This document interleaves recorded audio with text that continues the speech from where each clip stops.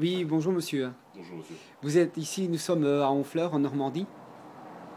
Absolument, oui. Et votre métier, vous êtes artisan, vous travaillez dans... Je travaille dans les vitraux, je crée et je restaure des vitraux. Ici en me promenant ici dans cette ville, j'ai pu retrouver un travail que vous avez fait, c'était vraiment très très beau. C'était une enseigne ici un peu plus bas.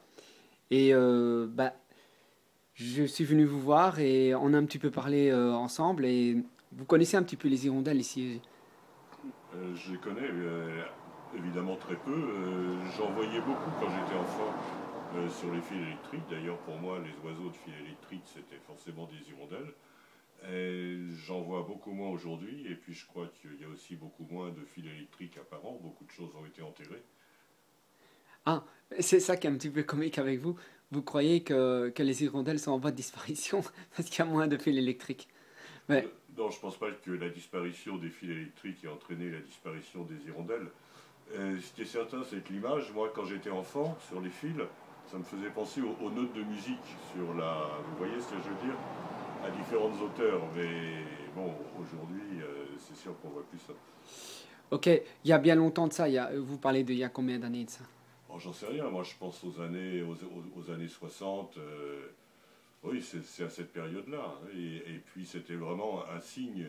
C'était une indication de l'arrivée du printemps, de la fin de l'été, quand elle repartait, etc. Ici, j'ai pu remarquer, ici en Normandie, qu'il y a assez bien de colonies d'hirondelles de fenêtres. Beaucoup de petites colonies, parce qu'il y a peut-être beaucoup de petits ruisseaux qui vont en direction de la mer. Et j'ai remarqué qu'il y en a nettement plus par rapport que dans le sud de la France. Maintenant, ici, en vous rencontrant, ben, j'ai vu une hirondelle rustique ici. C'est pas une hirondelle de fenêtre, une hirondelle rustique. Euh, Ce vitraux date il y a combien de... Bon, ça, c'est un vitrail du début du siècle, hein. Il est fait avec ce qu'on appelait des émaux-reliefs, qui n'existent plus du reste, qu'on peut plus se procurer. Et c'est des fragments de vitraux que j'ai restaurés, et dont celui-ci avec la petite hirondelle. Ce qui est vraiment incroyable, c'est que beaucoup de gens avant avaient des hirondelles chez eux en céramique, ou comme vous dites maintenant ici, les gens, il y avait des très belles choses où l'hirondelle impressionnait les gens maintenant, avant. Ah ben, Mais maintenant, on voit beaucoup d'hirondelles émaillées sur les toits. Hein, on voit aussi des chats, hein, on voit plein de pièces comme ça. émaillé sur les toits. Oui, oui, c'est comme de la tuile émaillée, et les gens mettaient souvent une hirondelle accrochée sur le toit, et souvent aussi il y avait un chat pas très loin, également en terre cuite, émaillée, En qui forme là sur au-dessus de la pointe du toit. pas vraiment sur la pointe du toit, parfois on les trouvait ailleurs, mais sur la pointe du toit il y avait quelque chose de beaucoup plus imposant en général, hein, ce qui s'appelle un épi de fêtage. Mais on trouvait à différents endroits effectivement des pièces comme ça, avec souvent des hirondelles.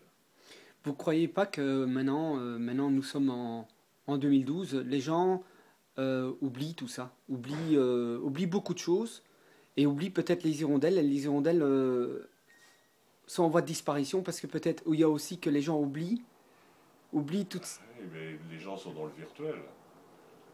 C'est-à-dire qu'ils ont de moins en moins de contact avec la nature. Hein, la plupart des gens en France habitent dans des villes. Vous m'avez raconté que vous connaissez des gens qui avaient bouché les nids. Oui, j'ai vu près de chez moi, il y a des gens qui ont bouché les nids parce que ça les dérangeait.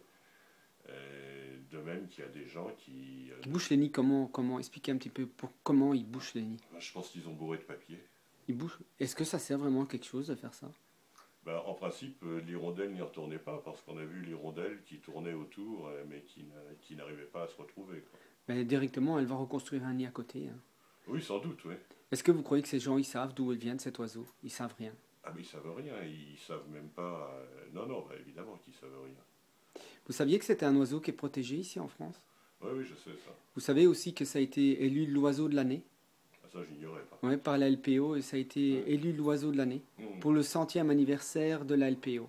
d'accord. C'est l'association, la protection des oiseaux ici en France. et l'hirondelle a été Ouais, élue ils ont comme choisi l'oiseau. l'hirondelle. Voilà, ici j'ai pu remarquer que vous avez une petite colonie ici à Honfleur, au Vieux-Port, ici d'hirondelles de fenêtre. Mhm. Et j'ai pu remarquer aussi des hirondelles rustiques un peu plus bas ici dans le parc. Ouais. Il y en a très très peu. Normalement, ce genre d'hirondelles rustiques vivent près dans les fermes et tout. Voilà, et il y a de moins en moins de fermes aussi. C'est Ouais. devenu des chambres d'hôtes. C'est devenu. Voilà, j'espère que vous et moi, on pourra faire peut-être un, un projet ensemble. Bah, Et écoutez, avec plaisir. je vais vous contacter via Internet. Mhm. Et voilà.